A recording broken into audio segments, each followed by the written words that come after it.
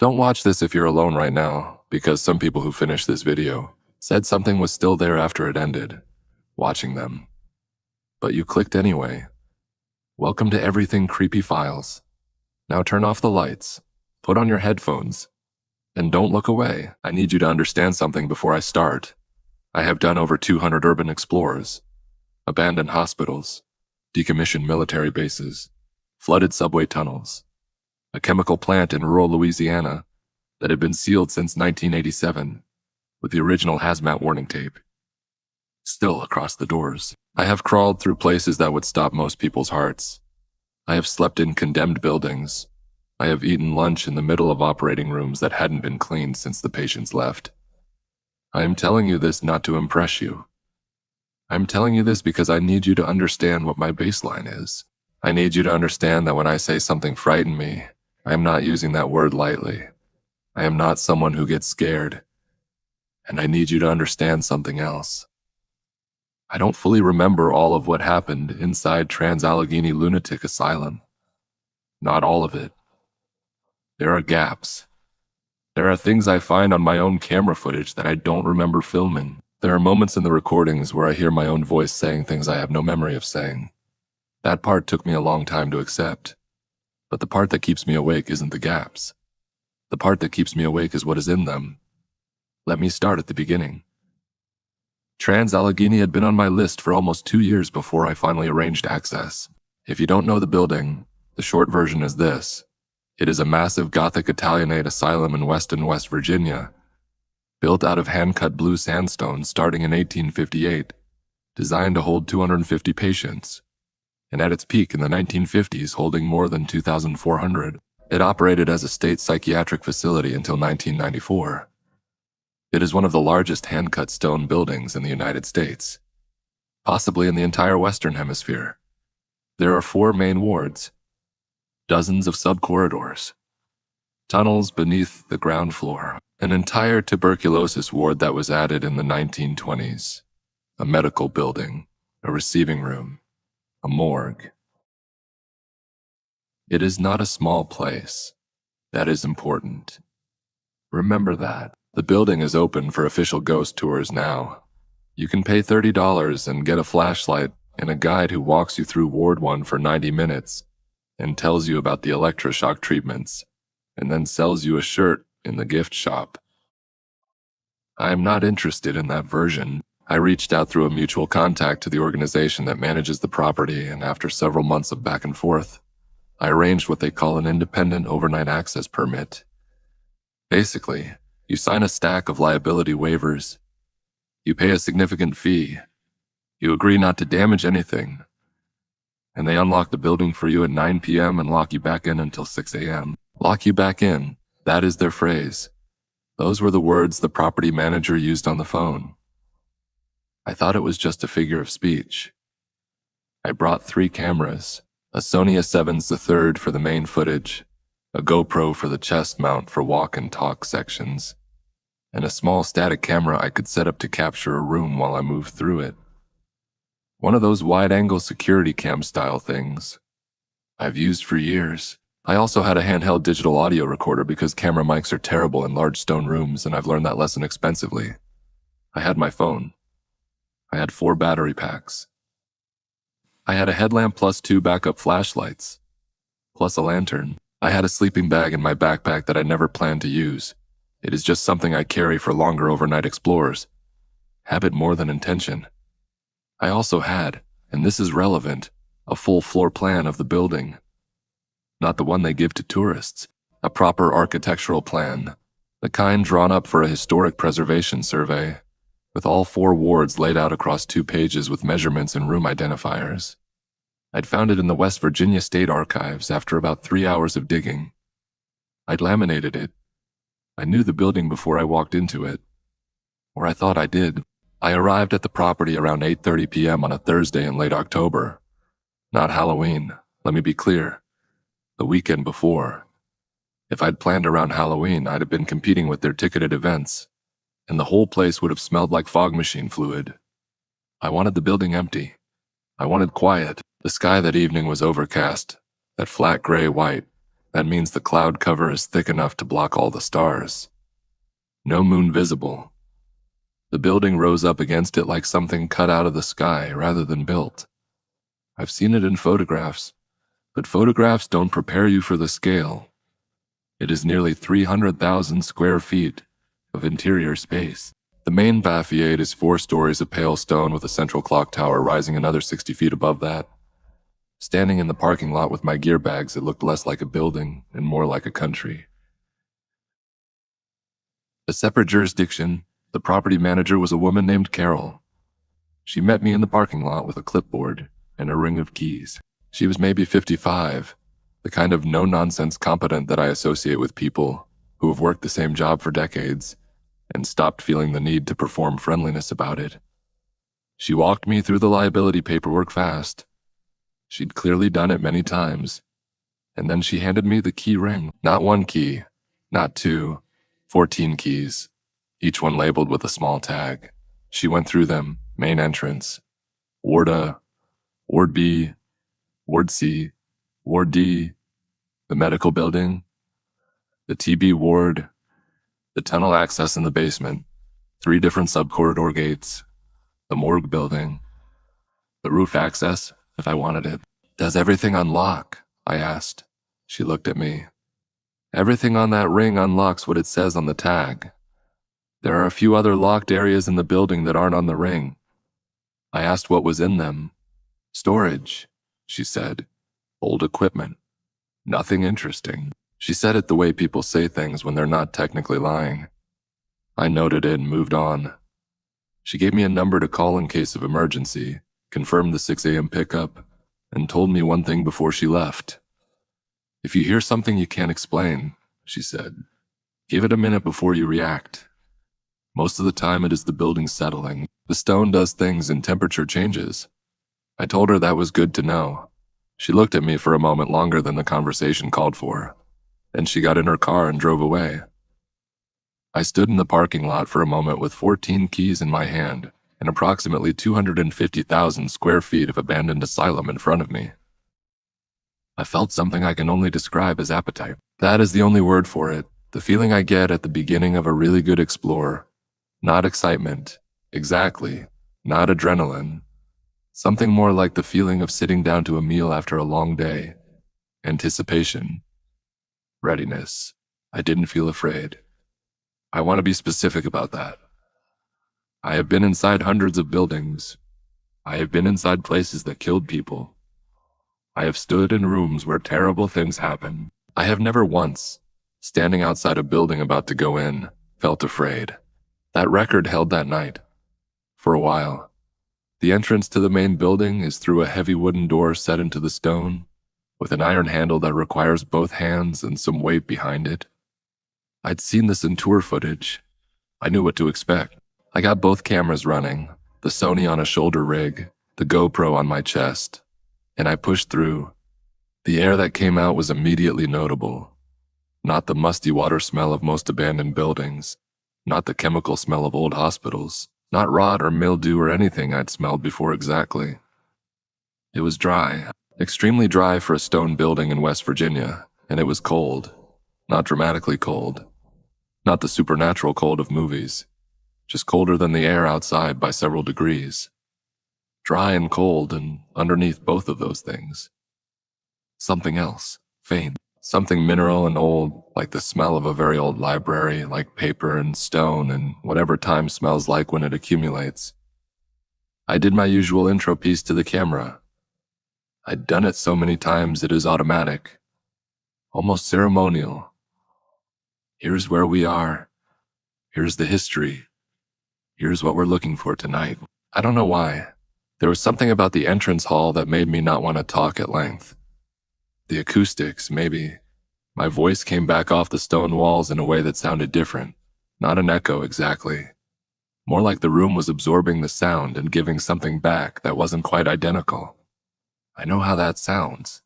I am just reporting what I noticed. Word it runs north from the entrance hall, a long corridor, maybe 300 feet, with rooms on either side. Original patient rooms, most of them small, 8 by 10, 8 by 12. most doors still on their hinges, some open, some closed, some stuck at various angles. I walked it slowly, the way I always do the first pass of a new building, just observation, no poking around yet, getting the geography into my body before I start making decisions. About 150 feet down Warda, I stopped. Room 17, right side. The door was closed but not latched. Pushed almost shut, but with a gap of maybe an inch along the edge. I'd passed maybe 30 rooms with closed doors, and this was the first one I stopped at. I don't know why I stopped. I stood there for a moment. The gap in the door was dark. Darker than the corridor, which was itself lit only by my headlamp and the sodium orange coming through the window at the far end. I listened. Nothing, wind at the windows. My own breathing. I pushed the door open. Empty, bare plaster walls peeling, a window with most of its glass still intact.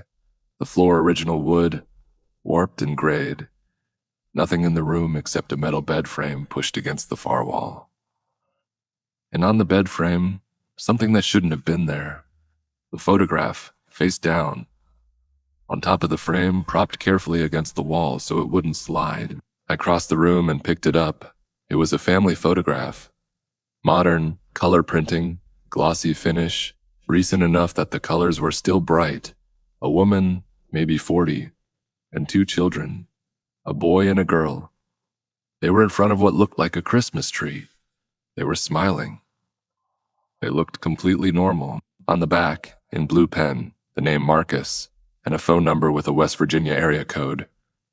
I stood there with that photograph for a long moment. Then I put it back exactly as I'd found it, face down, propped against the wall. And I went back out into the corridor and continued walking. I told myself, people leave things in abandoned buildings all the time. Urban explorers, ghost tour participants who sneak away from the group. Kids who get in somehow, photographs, personal objects. It is not unusual, I told myself that. Word B is connected to Warda by a cross corridor, about 2/3 of the way down. I turned right, made my way through the cross corridor. Narrower, lower ceiling, the stone more exposed here where the plaster had come down in sheets, and entered Ward B. Ward B was the women's ward, in the original configuration. Later, after overcrowding began, the gender segregation broke down, but in the early period Ward B was entirely female patients. The tour materials make a point of this. So do the online forums where people discuss experiences at the asylum. I don't put much stock in that kind of thing. A building is a building. I was maybe 40 feet into Ward B when the audio recorder I had clipped to my jacket strap made a sound. Not recording. The recorder was running. I could see the levels moving, the red light pulsing, but it made a sound that isn't part of its normal function. A soft chime, like a notification sound on a phone, but quieter and lower pitched. I stopped and looked at it. The levels were moving, but the display was normal. I'd owned this recorder for 3 years. It has never made that sound before. I checked it. Everything looked fine. I kept walking. 30 seconds later, the same chime. I stopped again, looked at the recorder. Still normal. Levels moving. Red light pulsing. I didn't hear anything else. I kept walking. 3rd time. Not a chime. So quick I almost missed it. Less than a second. At the very bottom of my hearing, through the recorder speaker, or maybe just in the air of the corridor. A voice. Not words. Just the shape of a voice. The timbre and rhythm of human speech, but without any recognizable phonemes. Like hearing someone speak a language you've never encountered. I stood still for a long time. Then I rewound the recorder and played back the last 60 seconds. Construction traffic. Wind. My own footsteps. Nothing else. I put it down to recorder malfunction and kept walking. Equipment malfunctions on explorers all the time. This is not unusual. I noted it on camera and moved on. The far end of Ward B opens into a larger space that the floor plan labels as a day room, a communal area where ambulatory patients would spend waking hours when the weather didn't allow outdoor exercise. It is a big room. Maybe 60 by 40 feet, ceiling 12 or 14 feet, windows along one wall. All of them except two fully intact. Wooden floor. Original fittings mostly gone, but the ghost of the room's function still there in the architecture. The proportions designed for groups of people. The window placement designed to give natural light across a wide space. I set up the static camera in the day room aimed at the windows. Standard practice. I leave a static running, come back to see what it caught while I was elsewhere. I'd done this 100 times. Then I moved into the cross corridor that led to the basement stairwell. The floor plan showed a tunnel system beneath the main building, originally used to move patients between wards during bad weather without going outside, and later for utility runs, steam pipes, electrical conduit. The key ring had a tunnel access key. I'd planned to go down. At the top of the basement stairs, I stopped, not because of anything I saw, not because of anything I heard. I stopped because of the air.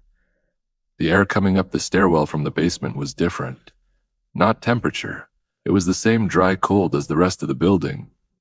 Not smell. Something else. Something I can only describe as pressure. Like the air was slightly denser than it should be. Like breathing at the bottom of a small altitude change. I stood there for almost 2 minutes. Then I went down. The basement is stone floor, stone walls, low ceiling, about 7 feet, which is lower than it sounds when you've been in high-ceilinged wards for an hour. The main tunnel runs east-west, roughly parallel to the main building's long axis. Pipes run along the ceiling, steam pipes, wrapped in old insulation that has crumbled in places to show the bare metal. The main tunnel is lit, in my headlamp, as far as I can see in each direction, maybe 120 feet to the west before a curve, and maybe 80 feet to the east before a door. I went east toward the door first. The door was iron, original to the building, probably, with a grate set in the upper third. My headlamp showed a room beyond. Utility storage, the shapes of old mechanical equipment. The door was unlocked. I went in, spent about 5 minutes, found nothing interesting, came back out. Then west. Around the curve the tunnel continued for another 60 or 70 feet, and then branched. Left branch, right branch. The floor plan showed this. Left went toward Ward C's basement level access. Right went toward the medical building connection. I went left, and stopped after about 20 feet, because there was a third branch that wasn't on the floor plan. Narrow. Maybe 4 feet wide. Narrower than the main tunnel. The floor plan had been drawn in the 1990s, part of the historic survey. It was thorough. It showed every room, every corridor, every utility space. It did not show this branch. I stood at the entrance to it and aimed my headlamp down it. Stone floor, stone walls, same as the main tunnel. The ceiling here was lower, maybe 6 feet. The passage ran maybe 30 feet before, I am going to be precise, before becoming impossible to read. Not a corner, not a door, not darkness. The headlamp lit the walls and floor and ceiling clearly for 30 feet, and then there was something that the light didn't resolve into anything recognizable. Not a wall, not an open space, something that absorbed the beam differently than stone, differently than air. I stood there. I took a photograph with my phone. I took 3 photographs. When I looked at the photographs, the passage was there. The first 20 feet, clearly, and then something that the camera rendered as gray, slightly lighter than the stone but without texture. I went back to the main tunnel. I told myself, passages get walled off. Renovations, utility modifications, a wall at the end, some kind of material that absorbed light oddly. Perfectly reasonable. I told myself that. I went up the stairs. The TB ward is a separate building connected to the main structure by a covered walkway. I found the walkway in the dark. It is glass-roofed, the glass mostly intact, the structure a little unsteady but passable, and entered the TB ward around midnight. Tuberculosis wards were built to a specific set of principles: maximum fresh air, maximum sunlight, isolation from the general population. The Trans-Allegheny TB ward is long and narrow, 2 stories, with sleeping porches on both floors where patients slept outdoors year-round, or nearly year-round. On the theory that fresh air was curative, the porches are open on 3 sides. In October, they were open to the night air, which was around 45 degrees. I walked the lower floor first. Longer here, more decrepit. The TB ward seems to have been used for storage at some point after the main hospital closed. And there were still the shapes of old furniture draped in plastic sheets, office equipment, metal cabinets rusted shut. I moved through it slowly. Halfway down the lower floor, I noticed something that stopped me. One of the plastic draped furniture shapes had a hand-shaped depression in the sheet. The kind of impression that fabric takes after being pressed by a palm for a sustained period. The dust on the top of the sheet had been disturbed in a radial pattern from that point. The impression was at approximately the height of someone standing beside the shape and resting their hand on it. 5 distinct finger impressions, and the wider pad of a palm. I photographed it. I looked at it for a while. Someone had been in the TB ward recently enough that the dust impression hadn't resettled. Not years ago, not months ago. Days maybe less. I kept moving. At the far end of the lower floor, a room that the floor plan labeled only as examination. The door was open. I went in. The room was square, maybe 15 by 15. A window on the north wall, intact. The floor had linoleum that had buckled and peeled over the years. In the center of the room, an examination table, original, still bolted to the floor. On the table, a clipboard, not old, not rusted or water damaged. Recent, the kind of clipboard you'd buy at a pharmacy, with a standard metal clip at the top. Clean on the clipboard, a piece of paper, handwritten, recent ink, still dark. I picked it up. At the top of the page, in neat block letters, ward notes, the 3rd of November, and below that, patient entries, 6 of them, describing patients, their behaviors, their responses to treatments, specific, clinical language, dates of entry, descriptions. The handwriting was neat, legible, clearly from someone who'd written in this format many times, and the dates of entry for all 6 patients were in the 1950s. I turned the paper over. Blank. I set it down. I stood in the examination room for a long moment. Then I took photographs of the paper from multiple angles, put the clipboard back exactly as I'd found it, and left. Standing in the corridor outside, I did what I always do. I tried to construct a rational explanation. Someone had found the original ward notes, records from when the asylum was operating. Someone had copied them or transcribed them for some reason, maybe research, maybe a historical project, maybe one of the ghost tour guides who wanted authentic material for their presentations. They'd set the clipboard down in a room they'd visited and forgotten about it. Clean, recent, yes. Because someone had been here recently, not because anything had happened recently. This is what I do. This is what I've always done. I find the explanation that fits inside the world I know and I accept it. This one fit. Barely. But it fit. I went to the 2nd floor of the TB ward before I went back. The sleeping porches up there are remarkable from a purely architectural standpoint. The open sides, the long rows of bed hooks still embedded in the walls. I spent about 20 minutes up there, on the porch, looking out at the dark surrounding landscape. From the 2nd floor you can see over the trees to the west, the distant glow of Weston a few miles off, and beyond that, nothing. No other lights. No movement. Just the overcast sky and the darkness of rural West Virginia at 1 in the morning. I was standing on the porch looking west when I noticed something on the ground below me. The building's exterior, the gravel that runs along the base of the TB ward underneath the 1st floor porch.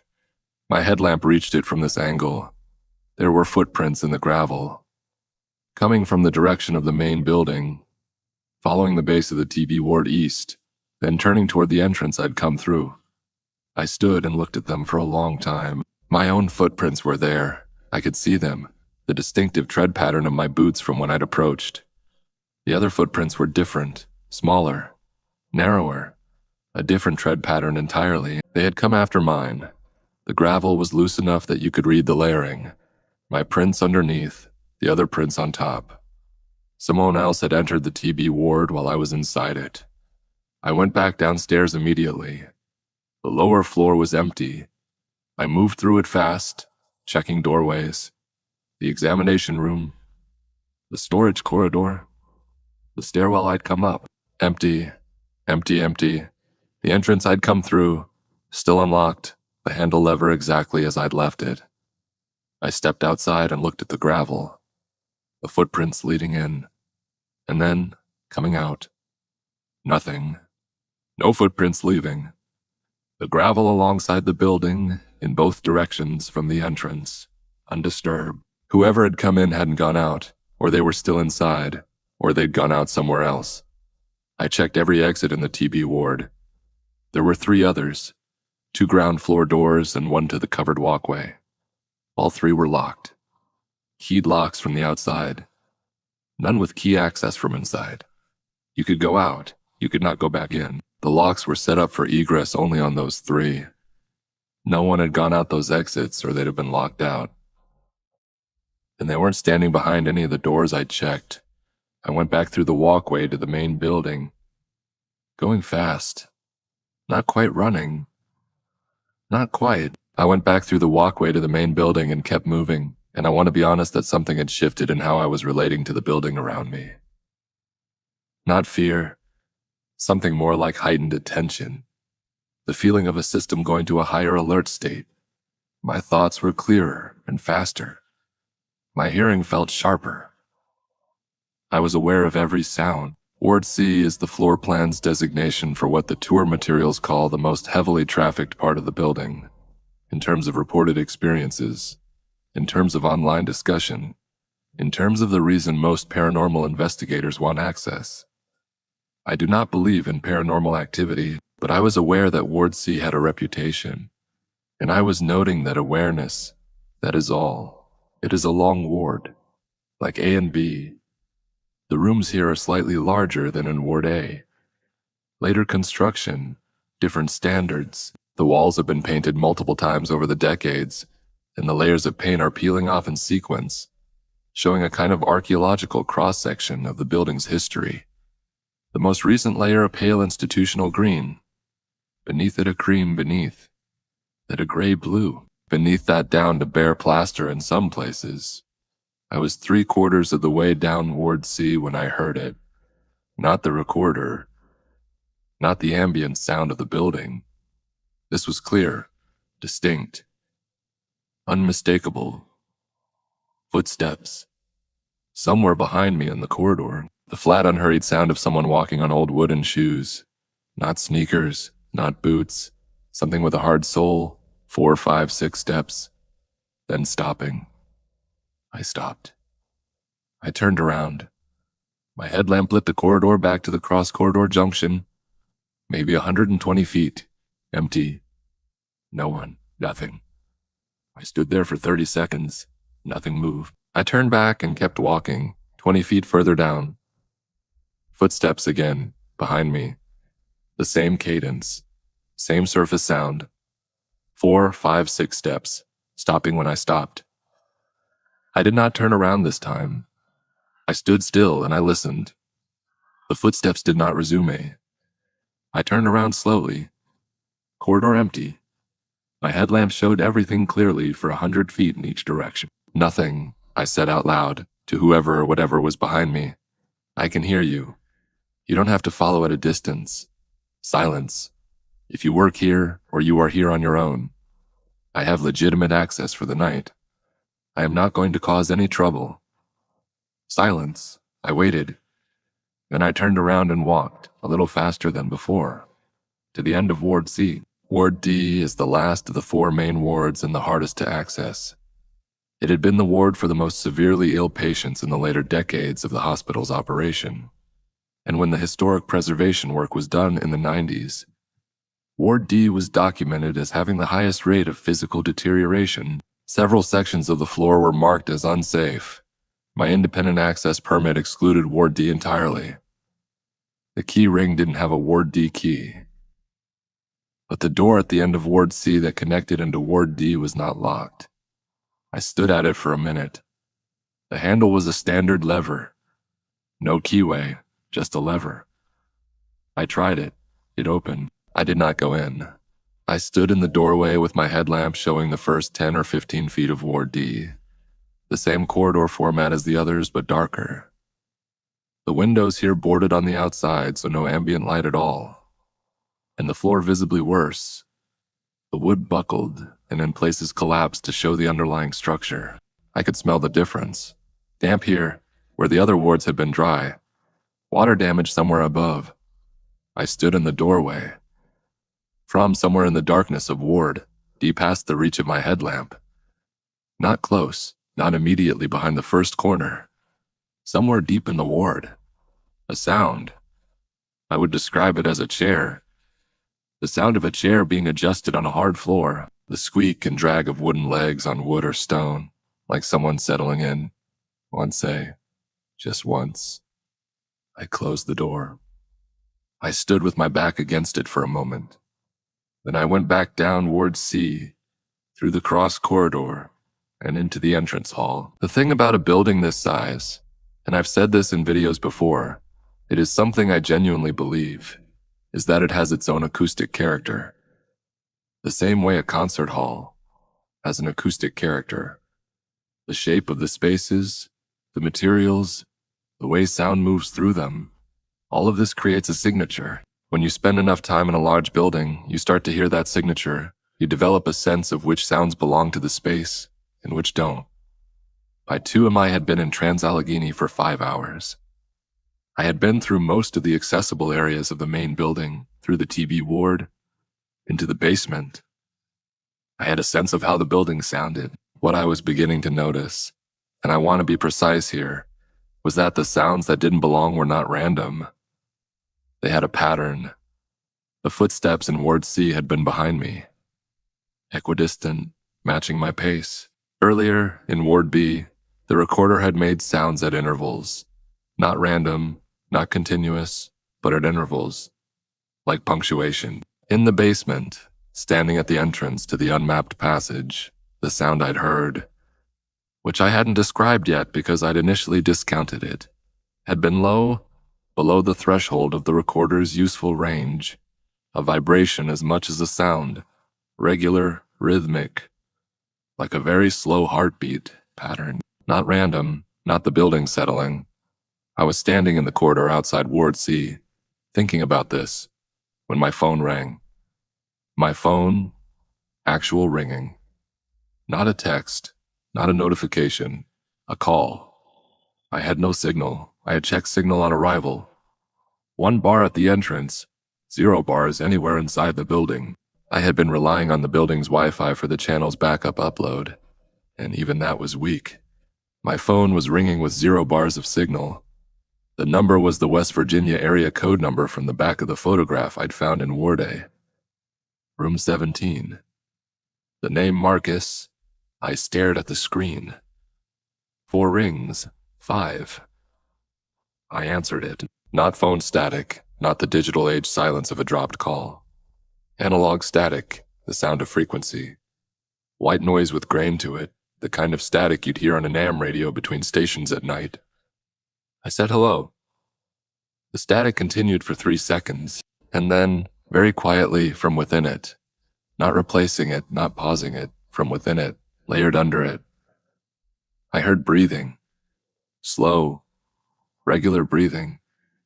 And then what I can only describe as the shape of my name. Not the word. Not my actual name spoken. Clearly, but the shape of my name in someone's mouth. The call ended. I stood in the corridor with my phone in my hand. The screen showed, call duration, 0 seconds. As if the call had never connected. But I had answered it. I had heard it. I had the recording. I pulled up the voice recorder app I run continuously on my phone during explores. I went back to the timestamp. I played it. Silence during the call. The recording showed nothing during the window when I'd been on the phone. No static, no breathing, 0 seconds, as if it never happened. I was alone in a corridor in a building on a rural road in West Virginia at 2 in the morning. I had no way out. The doors were locked from the outside. Carol wasn't coming until 6. My car was in the locked parking lot. I was inside, and something had called me. I want to be honest about what I felt. Not performed honest, not channel, narrator honest. Actually honest. I was not afraid. Not yet. What I was feeling was something closer to the sensation of stepping off a curb. When you've misjudged the height, that half second of wrongness before your body catches itself. The recognition that the ground is not where you expected it. I started walking. Moving is better than standing still. It always has been. I went to the medical building next, because it was the only major part of the complex I hadn't accessed. And because I needed to be somewhere new. Somewhere I hadn't already established an acoustic baseline for. The medical building connects to the main structure through a short breezeway on the east end. The key for it was one of the 14 on Carol's ring. I unlocked the connecting door and went in. It is smaller than the wards. The floor plan showed it as a self-contained structure with an operating theater, a recovery room, a pharmacy, and 3 smaller procedure rooms. The floor was tile here, white hexagonal tile original, and the walls were institutional green over green in the same archaeological stratigraphy as the main building. I found the operating theater by following the corridor to its end. The theater was circular, not something I'd registered on the floor plan. A circular room with a high domed ceiling, the old operating lights still mounted above the central table. Those large circular arrays of reflective mirrors around a central bulb, the kind designed to minimize shadows during procedures. The table was still there, original, adjusted height, with the mechanisms for repositioning it still visible. Around the perimeter of the room, tiered seating in a semicircle, a kind of operating theater where medical students could observe. I stood in the doorway and looked at it for a long time. There was something on the operating table, a folded piece of paper. Not the photograph from Ward A, smaller, narrower. Folded once, recent, clean, white paper. I crossed the room. Inside the fold, a single handwritten line. 6 words. I'm going to tell you exactly what they were. Are you finding what you need? I stood there. 6 words, handwritten in the same neat block capitals as the ward notes I'd found in the TB ward. Samey handwriting. I put the paper in my jacket pocket. I don't know why I took it. I always leave things where I find them. This is a rule I hold to because disturbing sight evidence is how you destroy the thing you came to see. I have never once pocketed anything from an explorer. I took that paper. I went back out of the operating theater, back into the connecting breezeway, back into the main building. And I made a decision. I was going back to the unmapped passage in the basement. Not because I am brave. I want to be very clear about this. I went back because the alternative was spending 3 more hours in the main building without knowing, and not knowing was worse than going. The thing I have never been afraid of, in all of my explorers, is uncertainty. I don't tolerate it well. I find out that is the whole foundation of what I do. I went down the basement stairs, the air pressure thing again, at the top of the stairwell. Denser air, not cold, not smelly, just heavier. I went through it, the main tunnel, east, then west to the branch, then down the left branch to where the unmapped passage began. I stopped at its entrance. This time I used the lantern instead of just the headlamp. The lantern is a 600 lumen flood, much wider beam, better for reading a space. I held it at arm's length into the unmapped passage. The stone was the same. The floor was the same. And the far end of the passage, I could see it more clearly now. Or I thought I could. It wasn't a wall. There was no blockage. The passage turned. A slight angle to the right, maybe 15 degrees. Enough that the lamp couldn't resolve what was beyond it. It just turned. and whatever was at the turn wasn't visible. I went in. 6 steps, 8, 10, the ceiling brushing my headlamp, 12 steps, 15, the angle at the end. The passage continued, another 30 feet. Stone, pipe, low ceiling, perfectly ordinary. And at the end of this section, a door, not original, not iron, a plain wooden interior door, the kind you'd find inside a house with a standard lever handle. It did not match the building at all. It looked like someone had installed it in the last 10 or 20 years. Not with a padlock. The door had a standard residential lock, the kind with a button on the inside you push to lock. I pulled the key ring from my pocket. None of the 14 keys was the right shape for this lock. I stood at the door. I pressed my ear against it. From the other side, silence. And then, very slowly, resolving out of the silence, that sound again. The low rhythmic vibration I had heard standing at the entrance to this passage. Regular, patient, like a pulse. I held my ear against the door for a long time. Then, slowly, the sound changed. It began to move. Not louder. It didn't get louder. But directional. Moving from the far side of the door, from deep behind it, toward the surface, toward me, getting closer without getting louder, coming to the door, and then it stopped. On the other side of the door, immediately on the other side, I stood up straight. I stepped back. The lever handle moved. Down. 1/4 turn as if pushed from the other side. Then it released. I was already moving back down the unmapped passage through the turn, running now. I don't run. I have never run in a building. It is dangerous. You trip on debris. You trip on deteriorated floor. You hurt yourself. I was running. Through the branch tunnel. Into the main tunnel east. Up the stairs.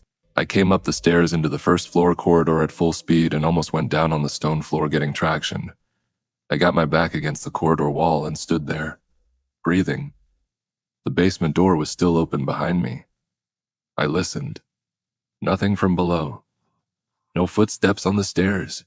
No sound at all. I closed the basement door. There was no lock on this side. I moved away from it. I needed to think. I went to the day room in Ward B where I'd left the static camera. Partly to check the footage, partly because the room had windows and I needed to see outside. To see the parking lot. To see something that existed in a world I recognized. The static camera was still running. I rewound the footage on the LCD screen. I had left the camera pointing at the windows at approximately 10:30 p.m. It was now 2:40 a.m. 4 hours and 10 minutes of footage. The first hour and a half empty room, windows darkness outside. At the 1 hour 45-minute mark, something in the frame. Lower right corner of the image, at the edge of the field of view. The corner of the room that the camera had been aimed away from. Something there. I couldn't make it out on the small LCD. A shape, present in the frame for 11 minutes, then not there. I noted the timestamp and kept going. At the 3-hour mark, the shape again, upper left this time. At the other edge of the frame, near the door I had entered through. Present for 4 minutes. At the 3-hour 50-minute mark, the door I had walked through, left open. I looked up from the camera at the door. It was open. Right now, in front of me, it was open. I looked back at the footage, closed. In the footage, for the last 20 minutes of recording, which was the last 20 minutes while I had been in the basement, but open now. I packed up the static camera. I put it in my bag, and I went to find somewhere to wait until 6 a.m. I chose the entrance hall, the room I'd come in through. Big space, windows onto the parking lot. 2 exits. I put my back against the wall at the far end, and I set all 3 cameras running. The Sony, the GoPro on a small tripod. The static, all aimed at the space around me. I turned on the lantern and set it in the middle of the floor. Full brightness, 600 lumens. I wanted light. I sat down on the floor. I wasn't going to sleep. I had no intention of sleeping. I have slept in abandoned buildings, as I said, but not in any circumstances remotely like these. I sat and I waited. For the first 40 minutes or so, nothing happened. The building made its sounds. The settling stone, the pipes, the wind at the windows. I sat. I listened. I didn't move. At around 3:30 a.m., something happened that I want to describe very carefully. I was sitting against the wall watching the entrance to Ward A. The lantern was behind me, so the entrance was lit from an angle.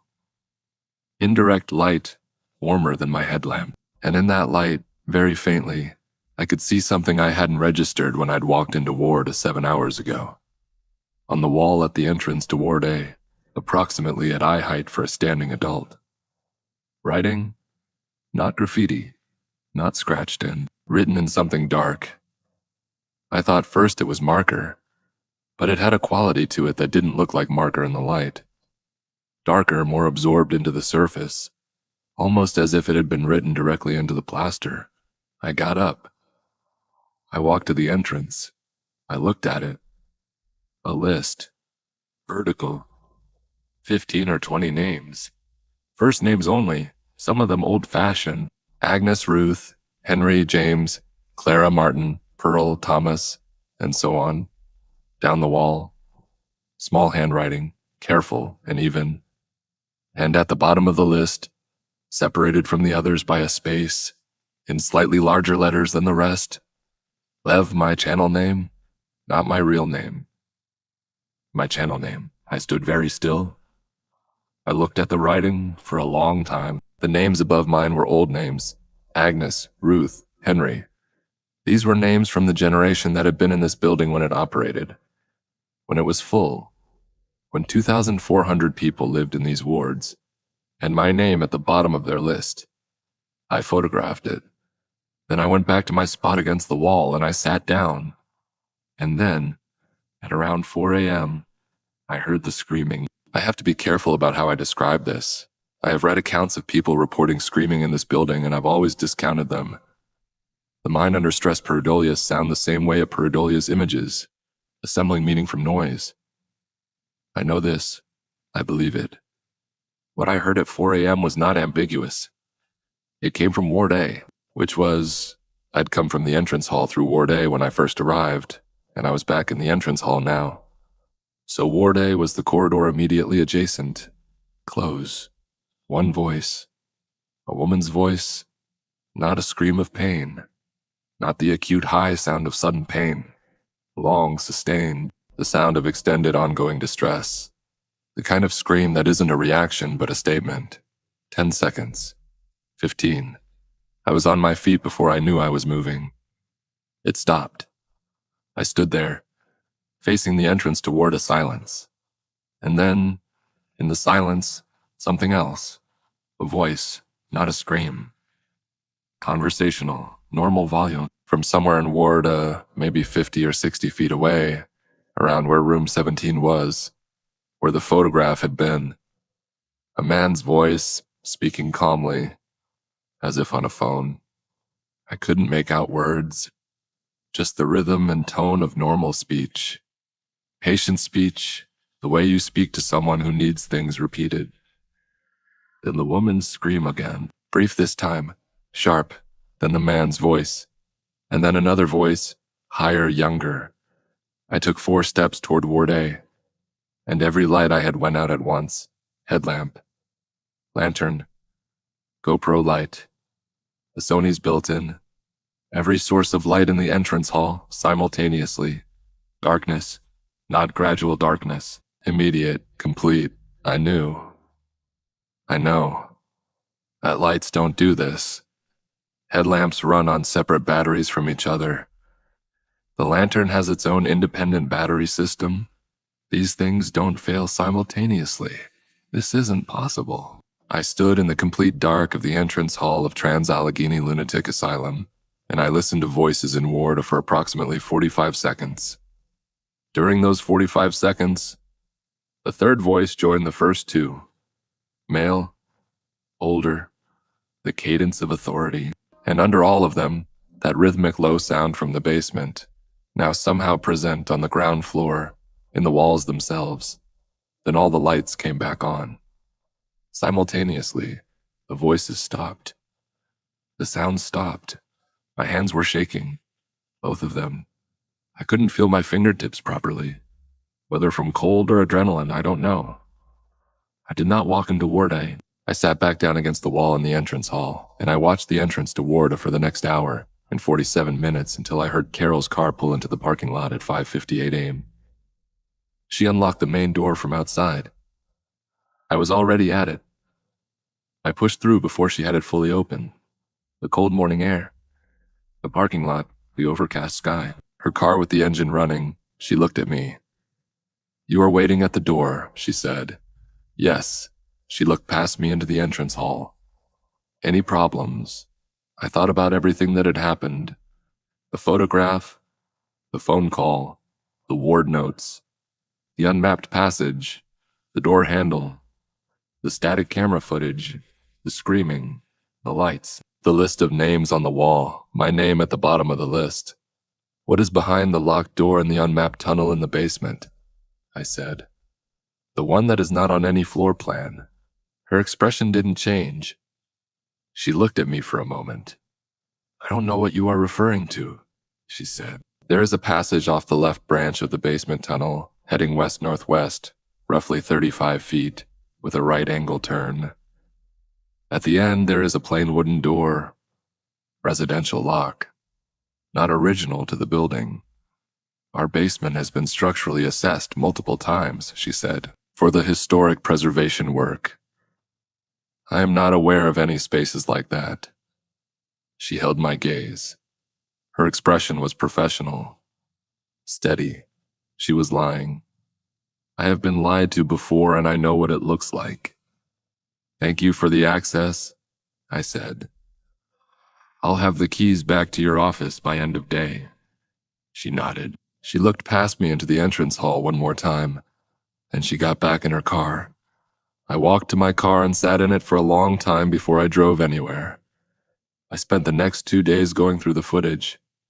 Here's what I found. The Sony A7C captured everything I remembered capturing. The walk-throughs, the rooms, the commentary, the footage of the basement, the unmapped passage, the door at the end of it, all there. Clear, in focus, exactly as I remembered. You can see the door handle move on the footage, 1/4 turn. You can see me step back. You can see me run. The GoPro chest mount footage captured everything I remembered as well, including, in the entrance hall, the moment when all the lights went out, 14 seconds of complete darkness, and then the lights back on. Here is what I found in those 14 seconds of darkness. The GoPro's microphone is sensitive, more sensitive than the recorder. And in the 14 seconds of darkness, very quietly, very clearly, in my own voice, I'm going to be precise. In my own voice, same register, same cadence, same accent. The thing the darkness captured was me speaking. 14 seconds of darkness, and in the silence, this room 17. She left it for you. The number on the back, you should have called it when you found it. Not when it called you, when you found it. That is when you were supposed to call. That is the first step. The static camera footage from the day room, the shape in the corners. When I enhanced the footage at full resolution on my desktop, the shape in the lower right corner. At 1 hour 45 minutes, resolved into something identifiable. It was me, sitting against the wall of the day room. But I was in the basement at that timestamp. I was standing at the entrance to the unmapped passage at 1 hour 45 minutes. I have the Sony footage to prove it. I was not in the day room. And the shape in the upper left corner at the 3-hour mark. Me again, sitting in the doorway, watching the empty room, with something in my hand that, when I enhanced it fully, resolved into a piece of white paper, folded once.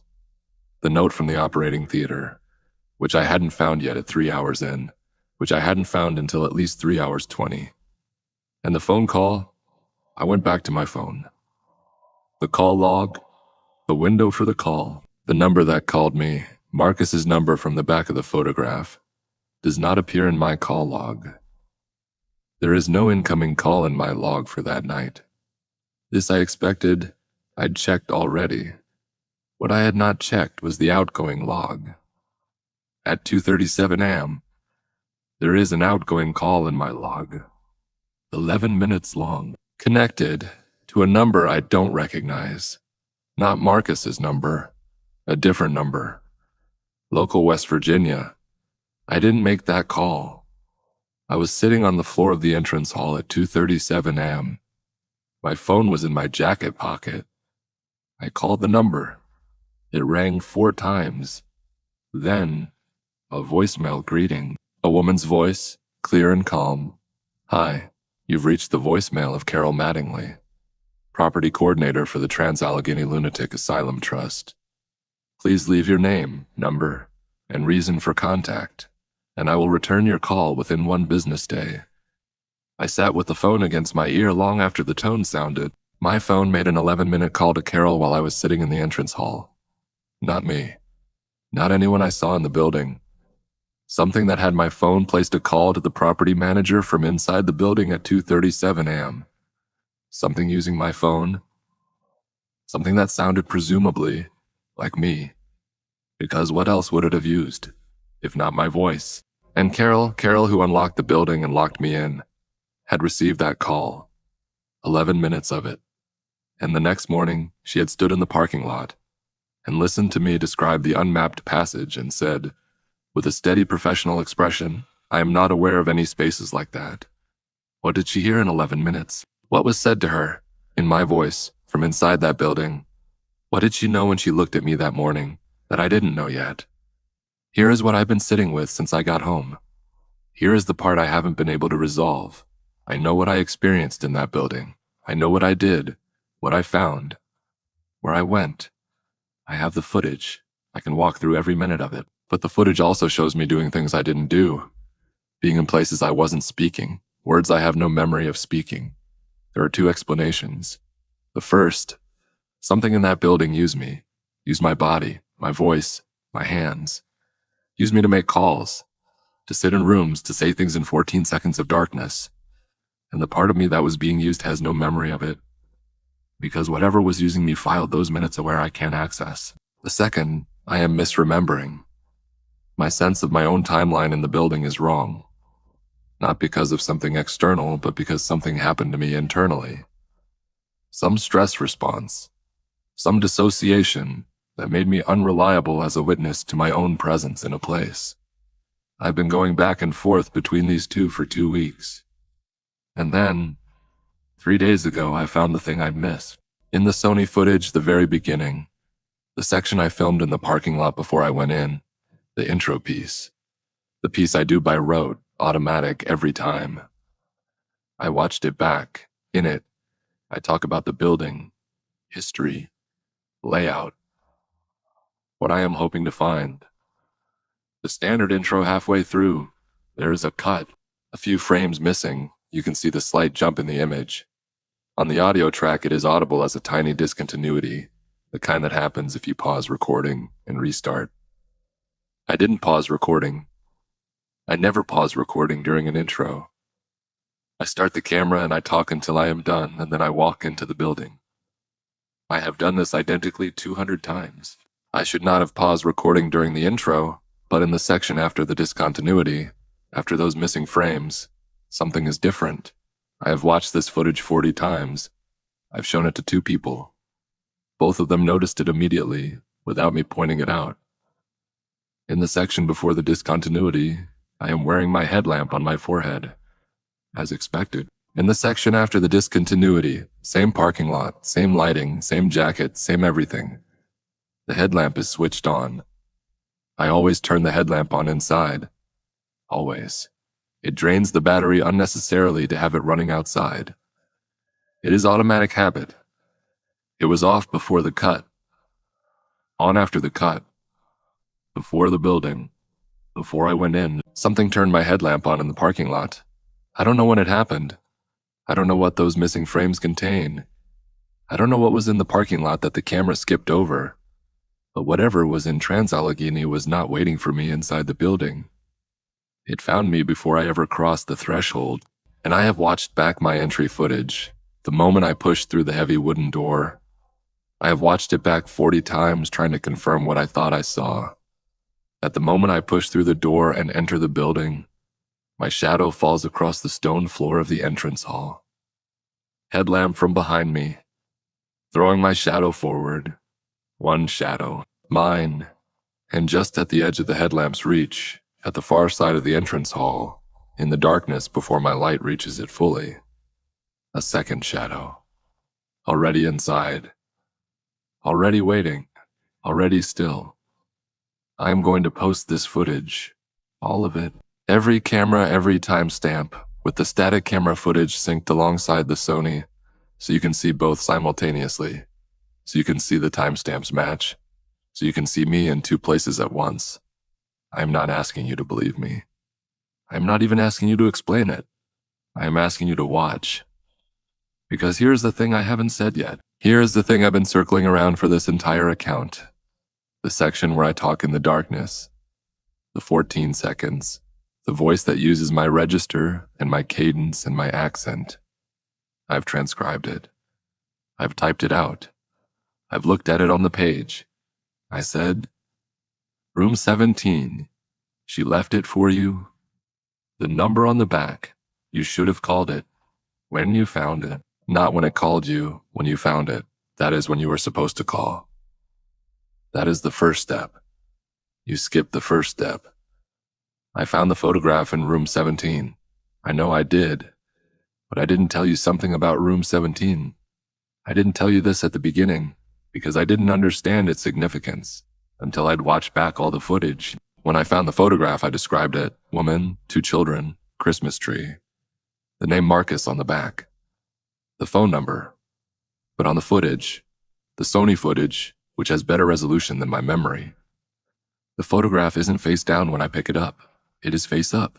And the woman in the photograph. When I looked at the photograph in room 17, I told myself it was a woman I didn't know. A stranger. The footage disagrees. I've looked at it 40 times. My hands are steady when I pick it up. My face in the frame is neutral, curious, professional. But the photograph is face up, and the woman is me. Not someone who looks like me, not a resemblance. Me, my face. Younger by a few years, but unmistakably me. Standing in front of a Christmas tree with 2 children. I live alone. I don't have children. And I am not a woman. I have not been a woman in the 4 years I have run this channel. I do not present as a woman. I don't know who the woman in the photograph is. I don't know why she has my face. I don't know who Marcus is. I haven't called the number. Not yet. But I think about it every night now. I lie in the dark of my apartment and I think about what the voice in the darkness said. That is the first step. You skipped the first step. And I think, what is the second step? What was I supposed to do when I called and didn't? And what happens when I don't do the second step either? And how many steps are there? And who is waiting at the end of them? I think about the photograph, face up, showing a face that is mine and not mine. I think about the voice that used my voice in 14 seconds of darkness. I think about the second shadow. Already inside. Already waiting. Already still. And I think about the list on the wall.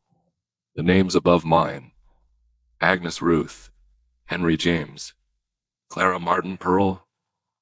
Thomas. People who came through that building. People who checked in and didn't check out the same way they arrived. People who are on a list that I am now at the bottom of. I looked up some of the names. I spent a day on it. Old records, historical archives, whatever I could access. Trans-Allegheny kept patient records going back to the CSS. Many are public domain now. Part of the historical documentation. Every name on that wall appears in the patient records. Every name except mine.